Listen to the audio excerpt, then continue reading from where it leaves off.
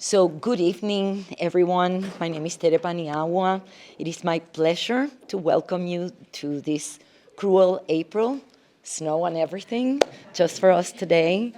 We have a special program for you tonight, the first of several events celebrating Punto de Contacto, Point of Contact's 50th anniversary in 2025. I have had the privilege of being part of this organization for the last 21 years, and I am proud of what we have achieved, proud of this ever-evolving space for artistic exploration and cultural dialogue. I want to express our deepest gratitude to our partners and sponsors who make this event possible tonight, the Syracuse University Art Museum for hosting us in this beautiful space, and in this beautiful exhibition by Dominican artist Joydy Minaya. We're going to hear a little bit more about that in just a moment. Thank you to the New York State Council on the Arts, the Syracuse University Humanities Center, Centro de Estudios Hispánicos, and the Latino Latin American Studies program. We would not be here today without your generous support. Also, a very special acknowledgement to Jules Gibbs, a remarkable poet, faculty member in the English department at Syracuse University, and a member of Point of Contact's board of directors. Jules has shown amazing, there she is, dedication and contributions over the years.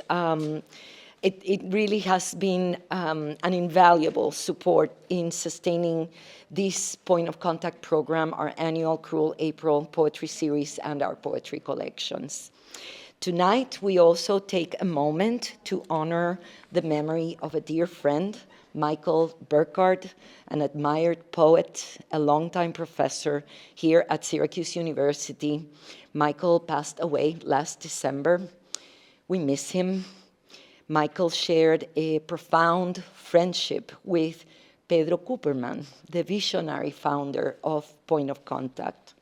Their bond was one of creative kinship, mutual inspiration, and I would like to think that both Pedro's and Michael's presence in spirit, it can be felt here with us tonight. I also want to recognize the Point of Contact Board of Directors, their encouragement that led us to commission the exquisite artist books on display at the museum today, inspired by some of the poetry that you will hear tonight by Diana Marie Delgado, our special guest. Many of our board members are artists themselves, and some are the creators of these works.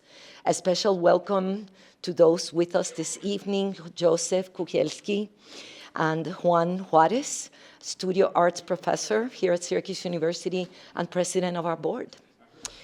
From its beginnings half a century ago, Point of Contact has sought to create corresponding voices, a dialogue among poets, artists, and audiences, where each voice exists individually, yet resonates in conversation with others.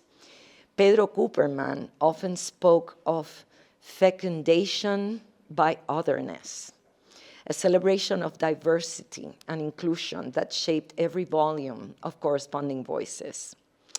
In volume 6, Pedro wrote about the poetics of risk, urging us to embrace multiplicity, to resist reduction, and to allow art and poetry to expand beyond singular meanings. He described contemporary poetry and art as a sort of interfusion. The actual word he used was compenetration, but my, I don't know, the grammar check kept changing that. So a dynamic interplay of styles, techniques, ways of seeing and unseeing. This evening, as we engage with both poetry and visual art, we carry forward that vision. So now it is my pleasure to introduce Dr. Cristina Pardo Porto. She is a professor of Latinx literature and culture in the Department of Languages, Literatures, and Linguistics here at SU, and the curator of this beautiful exhibition on Seeing the Tropics. Thank you. God bless you. Here you go, Christina. Thanks.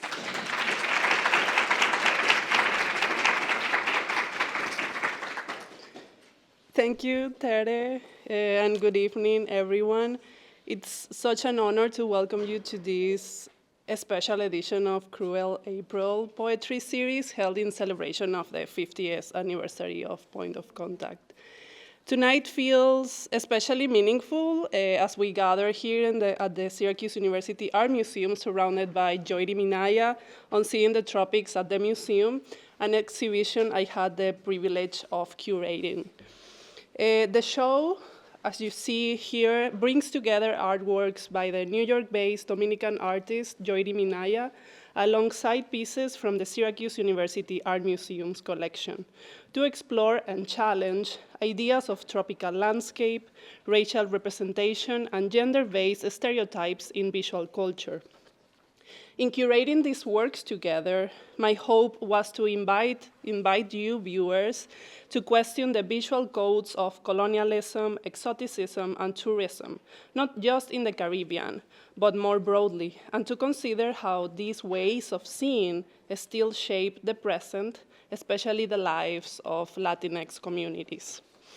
Tonight, we are here to celebrate poetry, and poetry, like Joyri Minaya's visual art, speaks a powerful visual language.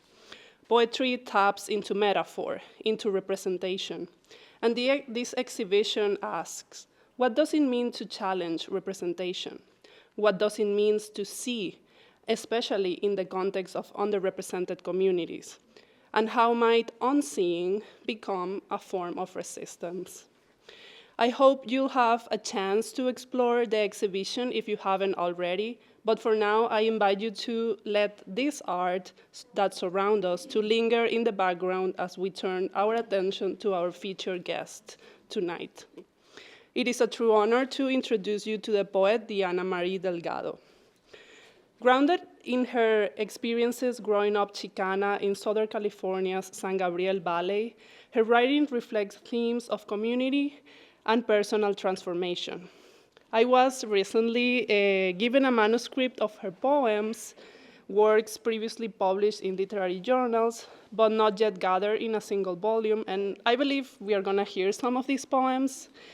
And from my reading, Delgado's poetry moves between short, sharp verses and expansive prose poems. There's a wide range of voices there. Maybe family members, lovers, community figures, ghosts, and even historical echoes, all contributing to a layered chorus. What struck me the most was how her work blends together the everyday with the mythic.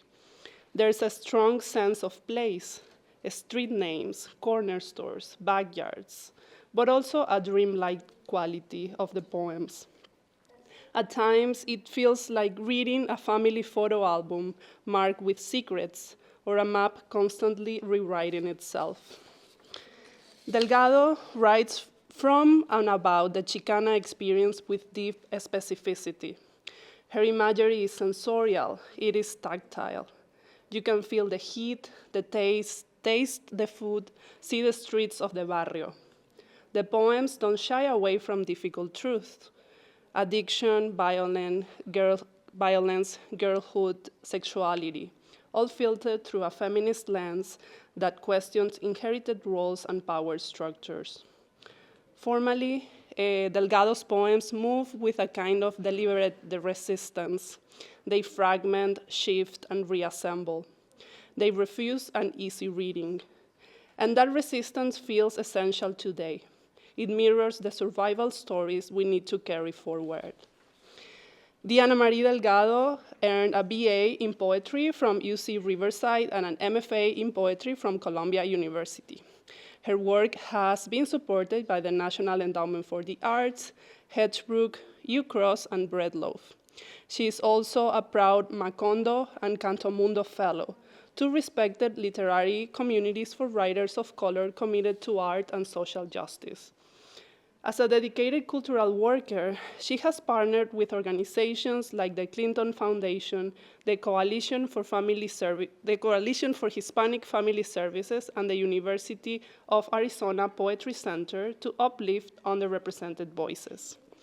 Her debut collection, Tracing the Horse, a New York Times noteworthy pick, is a fierce and tender coming-of-age story of a young Mexican-American woman navigating addiction, family, and self-discovery. Her chapbook, titled Late Night Talks with Men I Think I Trust, won the 2018 Center for Book Arts Award, and her poetry has appeared in Plowshares, Teen House, the New York Times Magazine, Colorado Review, and more. Diana Marie's commitment to building community extends beyond her own pages. She's the editor of the newly released anthology, Like a Hammer, Poets on Mass Incarceration, published by High Market Books. And now please join me in welcoming the extraordinary Diana Marie Delgado.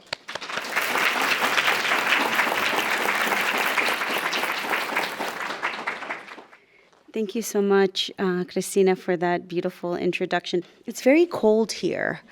I come from Tucson, Arizona. I've been living there for the last, I would say, 7 years. I spent some time in Seattle, and I grew up in the San Gabriel Valley. And I also lived in New York for 13 years. So this weather is, like, I understand it, but I still dislike it. Like, I was on my way here, and my friend's like, don't you need a coat? And I was like, no.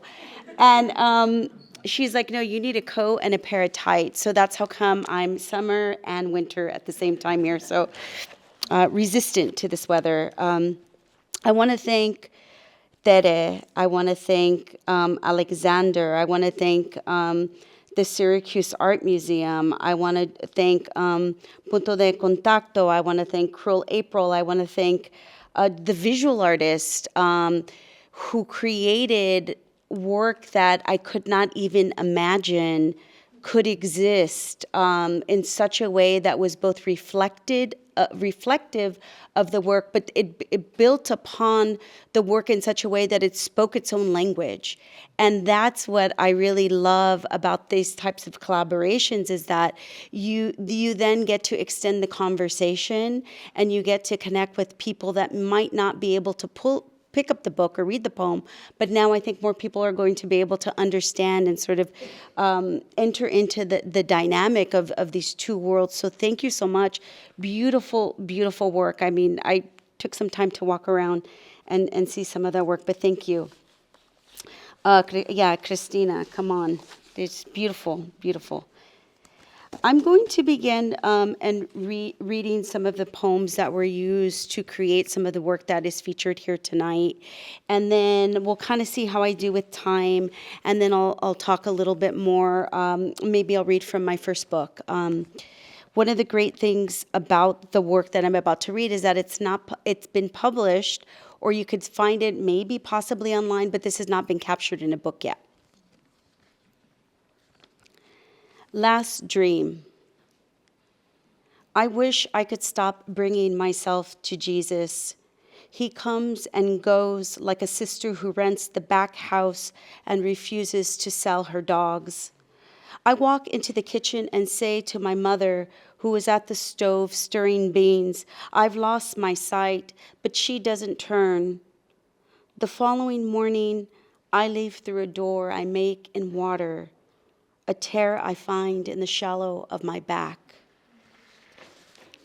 And thank you, Joseph Kuglieski, for creating that amazing work, which I think captures a lot of the surrealism and also the spiritual, attachment in that particular poem. The next poem, Maritza Bautista created something phenomenal as well for this, and this is for the poem Umbilical Situation Relating to My Father. At 9 years old, I ran. Acquainting yourself with this process is wise. Grandpa did. Before I was able to ask what he could teach, I was chubby with welts and a famous father who took me out of school to board a bus to a racetrack where I sprained my ankle and was told, we'll leave after the 9th race.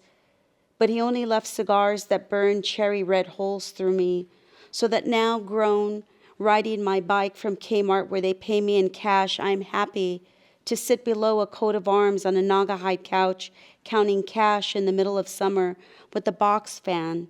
And those times when things happened, when he became afraid of the police officer that had reported that he'd overdosed at St. Martha's Church. But where have I been when I was told so many things? Because to get out is to still be there, and that means being born a woman is unlucky. And so I tend to return to a bird I dreamt of once, a mother who said, I love him, only I love him with sorrow. So please don't search for my father.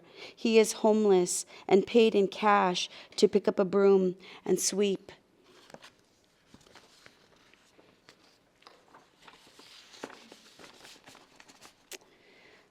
Okay.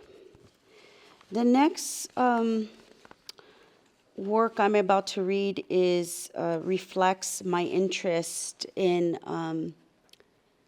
creating forms from things that are typically literary. So I've often been very interested in sort of looking at the back of a book, at the indices, and trying to understand what the book is about and what that represents, and how that in some way or another, despite the form, the nonlinear narrative, there's a story there. And I think that this was also something that was significant sort of like in the earlier times when you would pick up like Moby Dick or maybe even McCarthy's Blood Meridian. At the very beginning in the table of contents, will give you like a little snapshot of things. And I've always loved that idea of how do you create story on the fringes, right? You don't have to sort of have this linear storytelling. So this is a poem that's evident of that. Indices. See black tar heroin, then victim of a violent crime. See Anas Cantina, City Lights, Ivan's, Ami Hacienda. See Star Theater, Toy Villa, H&H Liquor, Humpty Dumpty Land. See Dreams, most about men who walk into bars, dick swinging, cock first. See Scardino's Pizza, Francisquito and Hacienda. See Boca del Rio, then Ustin's, next to Winchell's, where Terry begs for money for food. See St. Martha, St. Joseph, St. Jude. See Paul, whose dick was small and kept falling out. See Crystal, then Speed. See Rama, Nelson, and Dial. See Don't Touch Me, I'm Shaking.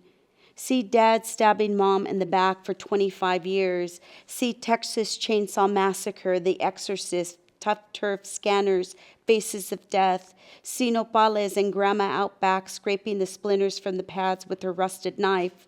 See White Guys Never Date You but Always Walk You Home. See Abbey, Maine, Valley, Temple, Molinar, and Pocono. See Richard Ramirez. See so many avenues to drive down that you always end up in a bad neighborhood. See Shrimp Ahoy, Le Chalet Basque, Cortez Brother. See shame is a powerful emotion. It deforms the mind. See My Lips Are Raw from Thinking of You.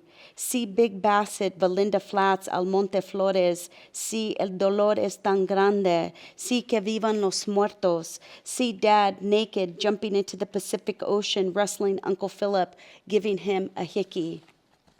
See Flowers in the Attic, Almost Paradise, Helter Skelter, Sybil, The Thornbirds. See La Puente Library and La Mirada Swamp Meet. See Men Who Fuck With Your Head. See Jesse staring at little girls for too long. See Sellers, see Dial-A-Ride and Fingerhood.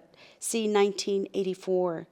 See Horses That Won, Ali Sheba, Ferdinand, and Super Diamond. See Dad, 13 and good at baseball. See Candy, who asked if you want to pop my cherry over a sex line. See Chicharrones, Lengua, Gorditas, Cabeza y Tripas. See Dad's punch, sit him down. See Santa Fe Dam, Whittier Narrows, Pico Rivera, Pomona, and Almonte. See they beat him with a fence post and left him for dead. See Coors Light and Budweiser. See Lucky saying he likes it in prison. In prison he reads. See Tutu's Body Shop. See Santo Niño de Atocha, St. Jude, and the Virgin Mary, whose eyes are always downcast. See Pauline, whose hair went white from grief.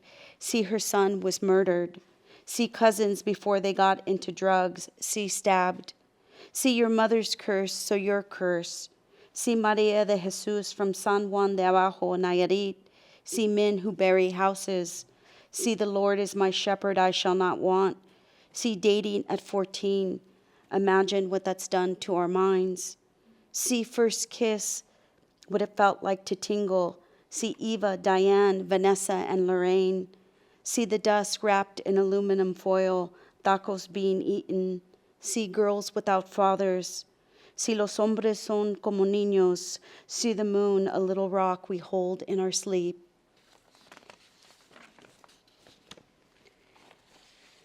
Cristina mentioned the word mapping, and I think that's exactly what is occurring. But of course, in the creative process, that's not something that I really take of note.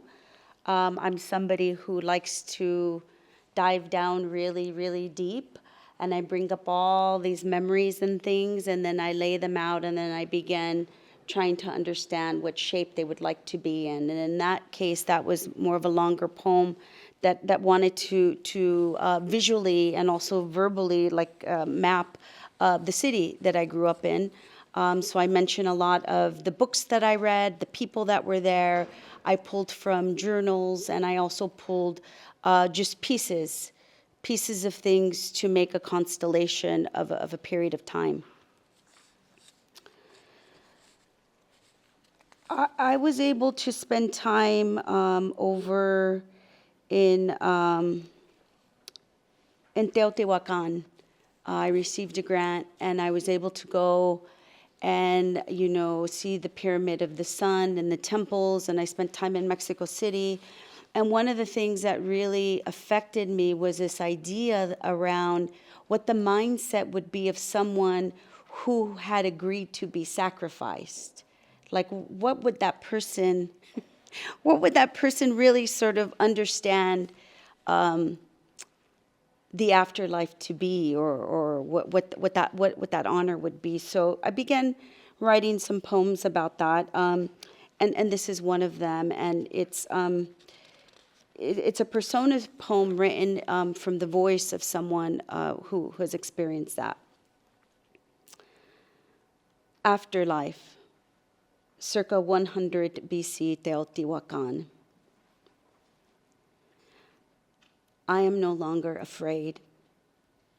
I live with light now.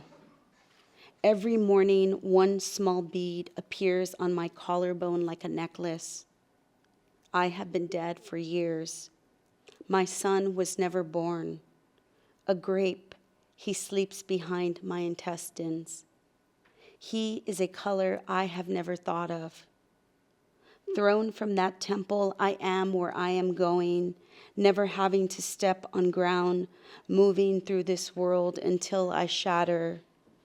I am God in his grave, kind and always in love. And thank you to Mateos Roth, Matias, who created work around that, a beautiful book.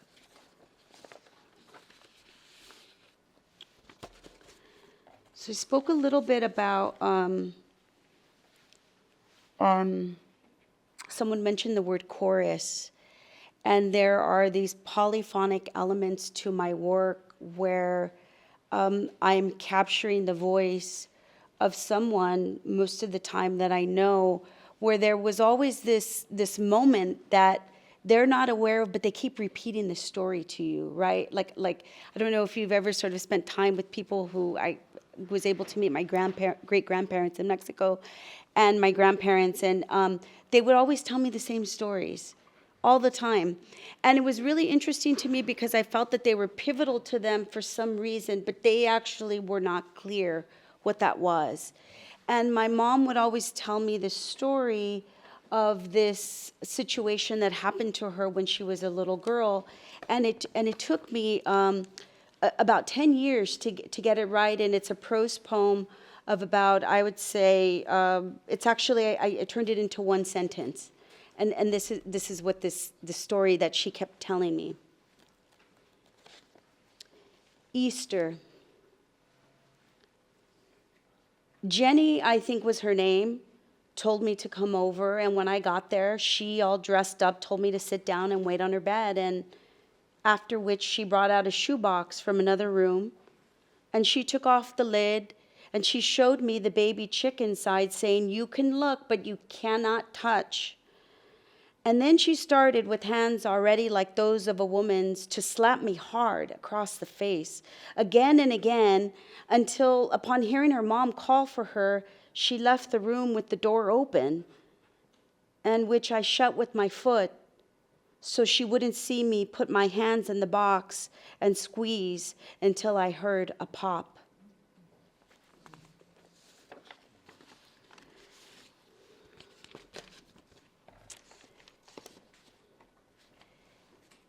That poem has always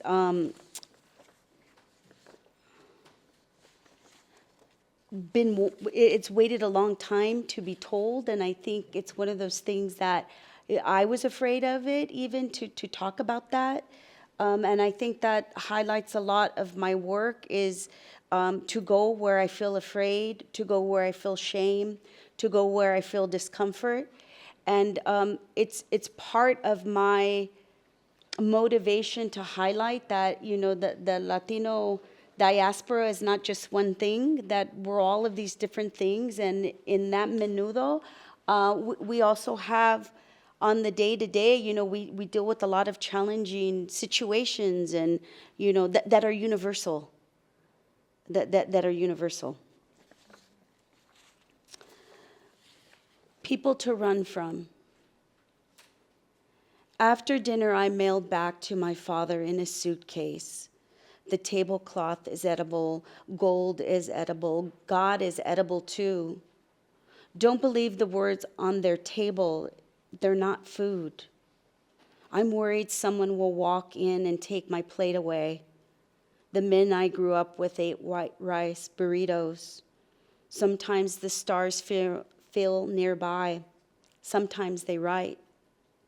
When my parents fight about rent, the ends of my body come and go, and my father climbs out of my body at night in search of gold chains he can pawn later at Don Roberto Jewelers. A vast table laid out with fruits, vegetables, and smoked meats. At some point, a pattern will emerge. Gold is edible, fathers are edible too. My mother makes a list of chores for my brother and I, to avoid being slapped or asked to assume the position from across the room. We are nuisances, embarrassments, party squatters to teenage parents. At my cousin's wedding, I eat rolls and birria and red rice and potato salad. Then into the bathroom I go. I try but can't stop putting certain things outside me. I throw up, but then I don't. For a long time, I thought other girls were disciplined this way, thrown into the dark to reckon with their thoughts. But he was the one who told me the vein inside me had broken. Put that in your book. Fairy tales about girls who've been wronged. I went to Columbia University in New York City, and when I got there, my professors were teaching Lita and the Swan. And this beautiful work that I had no context of what it was for me in my own life. And I've often struggled with that, of being able to kind of go between class and, appearing one way and talking one way. And one of the things that I thought about was this idea of the biography, where wherever you go, there's like this legitimization of all the work that you've done. And while I'm very proud of it, there's also so many things about me that I feel have been formative that I can't say in a biography.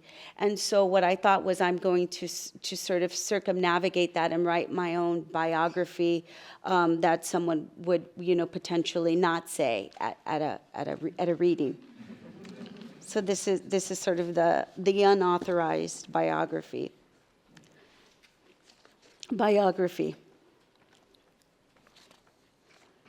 Tell them the ones you sold weed to, who threw rocks to signal you down, went to prison.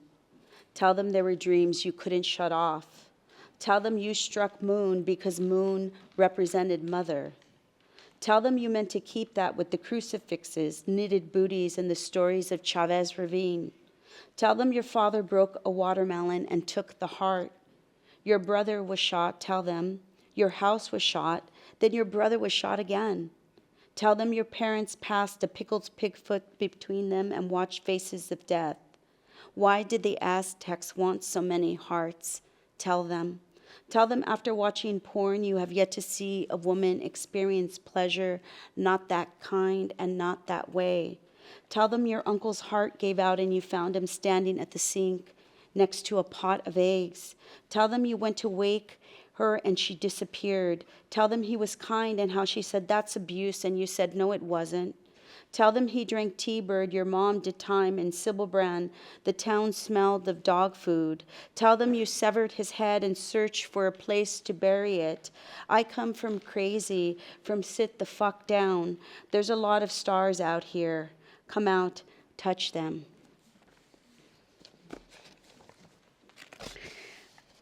I am going to read, if I can find it here, one last poem here. And this is a poem that is the last poem in my first book, Tracing the Horse. And I hope you will pick that up. And I also want to make sure that you know about Like a Hammer, which is a book that is now out through Haymarket Books, and it compiles 37 poets writing about the crisis of mass incarceration. And this second book that I edited is a continuation of some of the themes that I explore personally here. And in this, the new book that I have is really about shedding light on the crisis of mass incarceration. So that we can just even begin to feel comfortable having conversation about what is hidden away, because it's never in front of you. It's always far away. You always have to drive far to see your cousin.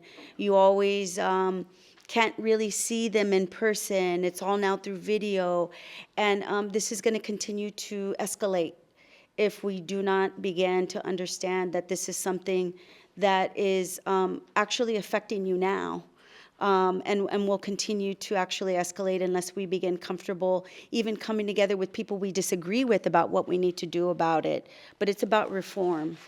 So I hope that you all will just leave with that, that idea that is going on in the midst of all of our privilege, which I have and we all have here. So this is a poem about the place that I grew up in. And it is a constellation poem where it's a collage, a grouping of different lines that I had left. And this will be my last poem. Thank you so much, everyone, for coming. I can't wait to talk to you and just be in community with you. La Puente. Letter from Corker in prison. Please deposit $1,500 into the P.O. box of Deborah C. The mafia's going to kill me. After 9/11, they asked the Chicanos in prison, and one of them raised his hand and said, how do you think we took it? We're American. Mule Creek, Delano, Chowchilla, Avinal, Pelican Bay, Calipatria, Centinela, Ironwood, Solano, Wasco, Corcoran, Tehachapi. California has a lot of prisons, all with beautiful names. A cop I'm dating charges a gang member with possession. I understand you, he says. The people I arrest remind me of your family. My dad's arm out the car window. You're going to have a hard time finding a man. You know too much about us. On my brother's 40th birthday, I played gin rummy with Birdman. Manson's worth money. The court signs his name with a stamp. After robbing H&H Liquor, drowsy with blood, they hide in the cellar and dream the same thing, gang fame.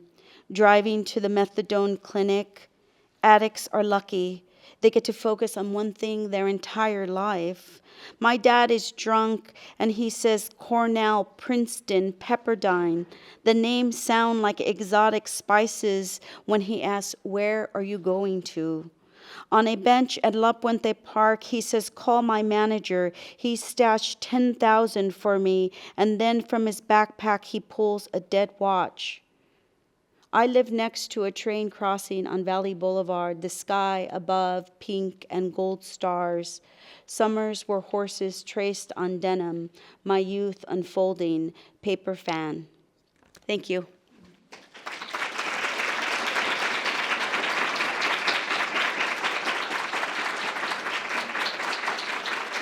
So, thank you so much. Thank you so much. Thank you for your attention. Thank you, Diana, and thank you, everyone, for joining us today.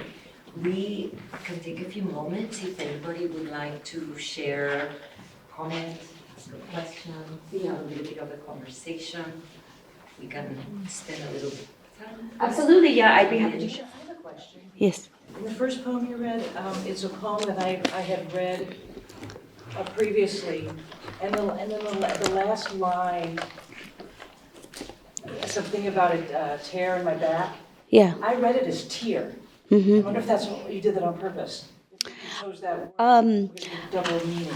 I didn't, but I think that later on, while I read the poem, I understood that it could be both. Of water. It is, yeah.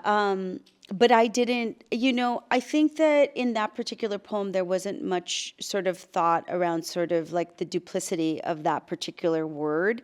I think, though, that there's this other me in here that might have done that, right? Because I read it like 3 or 4 times. I'm like, is it tear? Is it tear? It could be either one.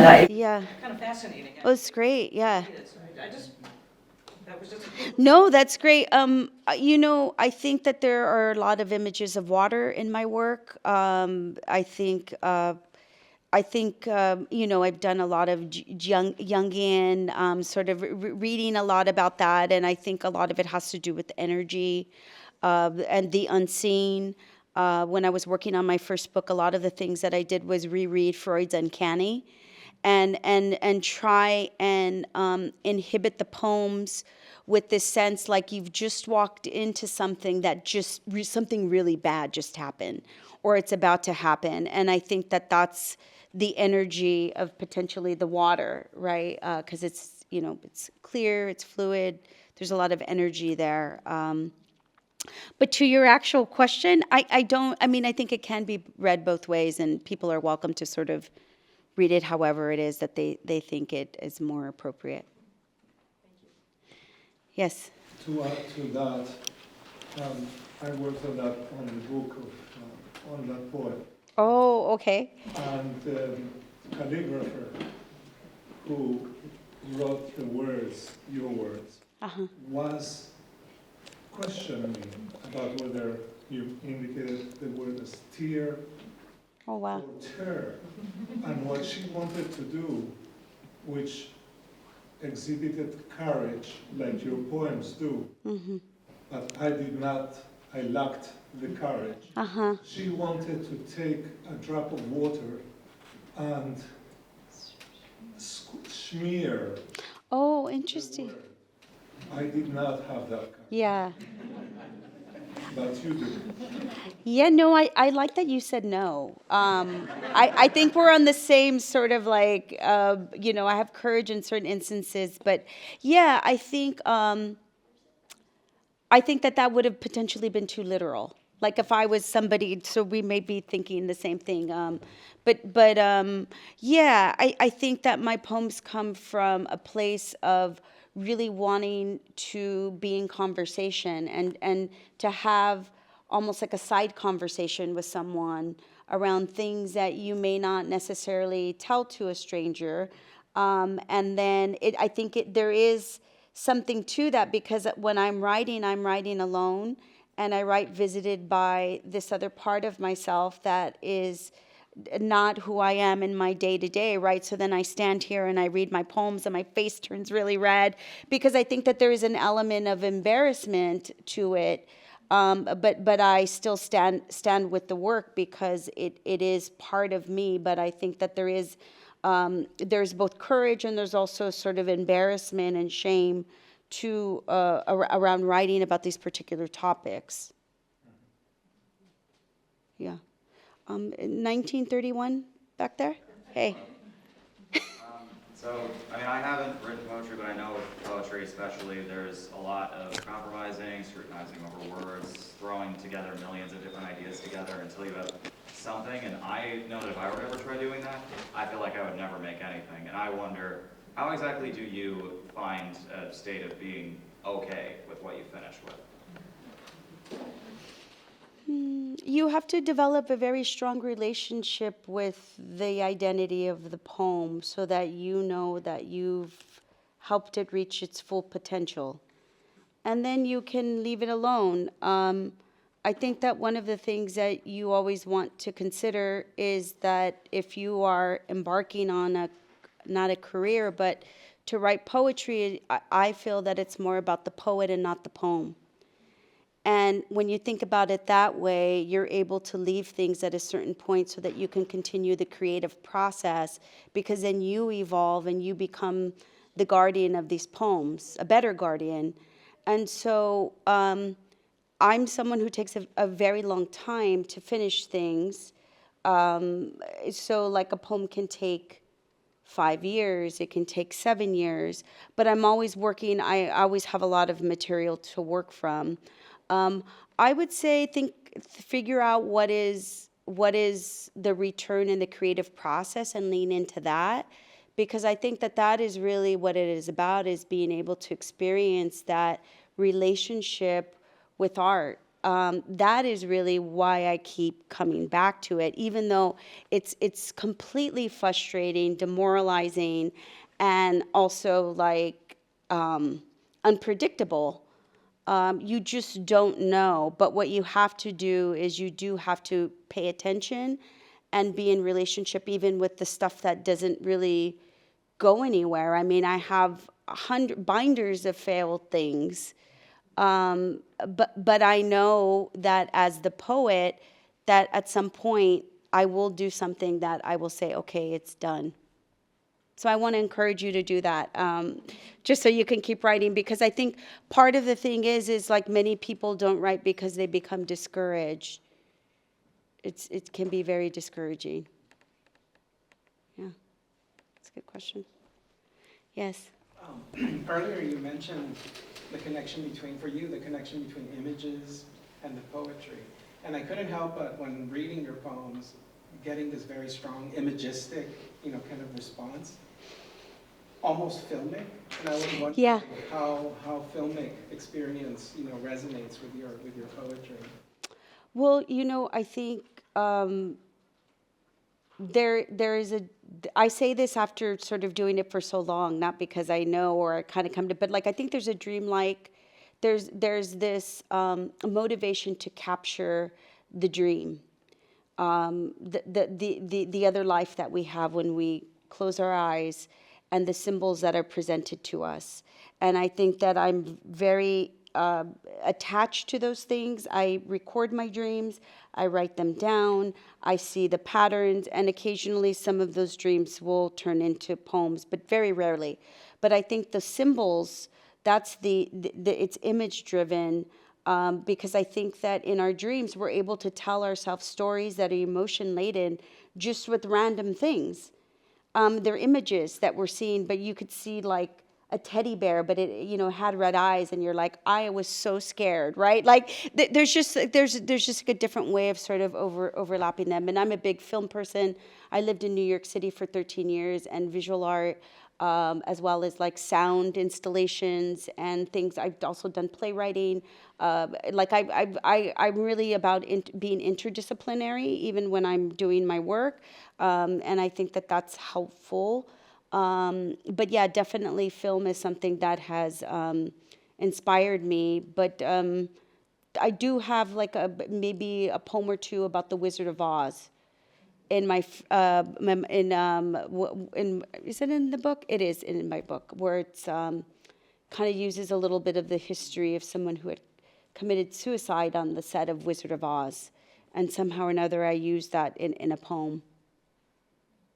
Yeah, yeah. Thanks for that observation. Any other brave souls that have curiosities? Okay, I see two. It's very practical.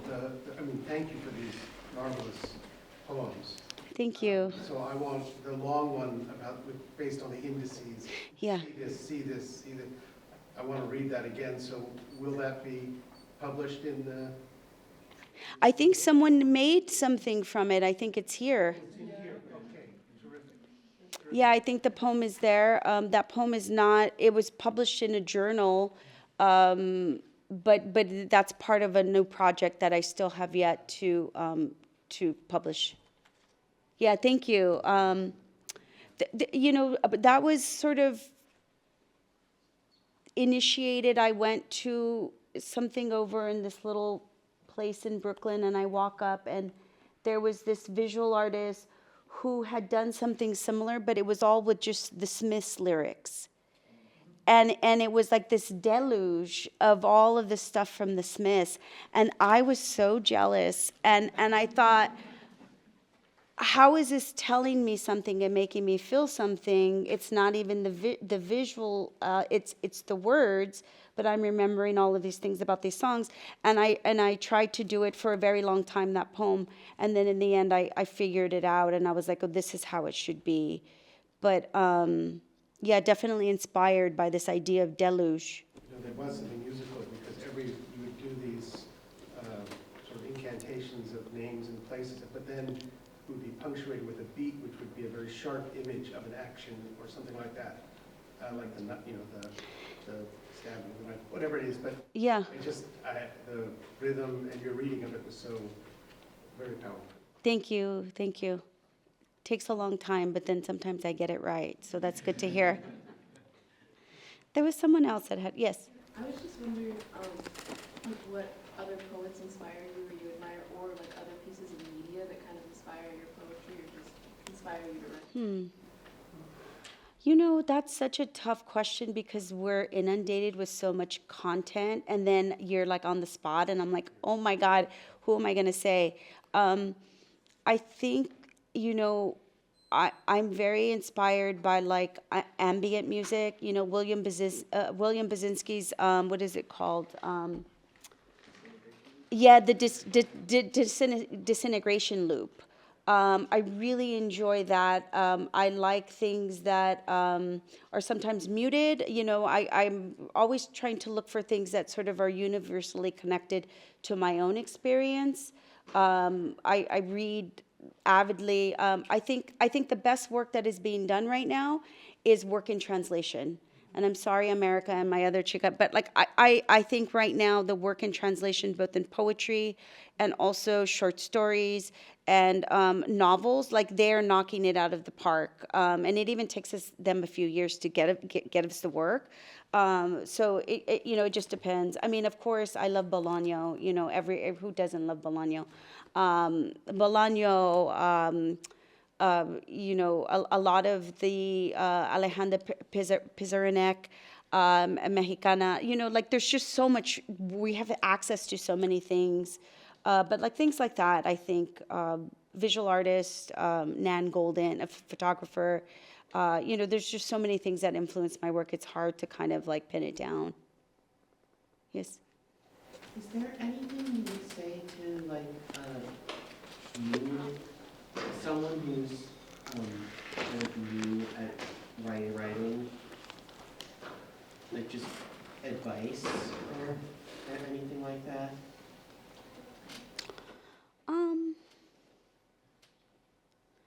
I guess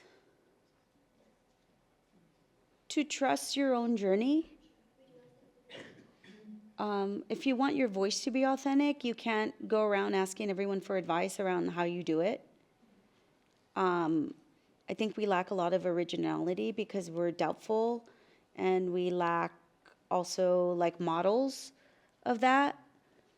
And so I would say to just be strong in what it is that you want to do and follow that, even though you might not have, it might not have fully articulated itself in you. And to be grateful that you've been given the honor to be on that path, to be yourself, because that's what it's really about, is to be yourself. All of this other stuff is just like, you know,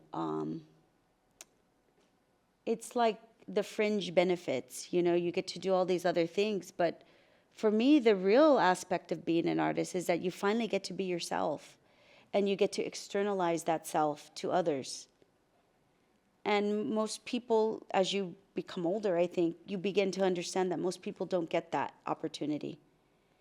And so to be able to embrace that and to honor that, I think, is the most, you know, that's what I would say. I mean, people always say you have to read everything, you got to work hard, you're going to hate yourself, you know, you're going to hate other people, the industry, you know, but I think if you think of it more as like a spiritual, like an act, it's really like it's an opportunity for you to ask your soul, what do you demand? How will I keep this meeting with myself? Then you're on to something bigger, you know, that's transcendent. And I think that's what you want to do. Thank you. You're welcome. I think we're going to post that. Yes. Thank you so much. Yeah, thank you.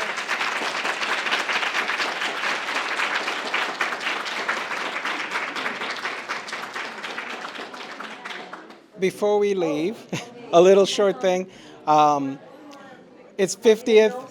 No, it's a surprise. It's a surprise. Hi, I'm Juan Juarez. I'm a professor in the School of Art, and also I'm a board member of Point of Contact, Punto de Contacto, and 50th anniversary.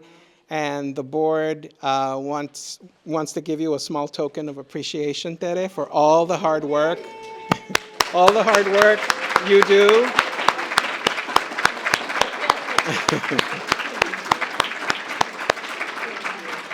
Hard work, yeah, the hard work you do at the Office of Cultural Engagement, Punto de Contacto, La Casita Cultural Center in the Near West Side. It's been amazing to work with Punto de Contacto. I will say that that's kind of like the highlight of my service here at the university. I really enjoy working with everybody there, and I enjoy working with you. You're a mentor, you're a creative force, and your stewardship of the institution is just spot on, amazing. So, Thank you. muchas gracias, muchos abrazos.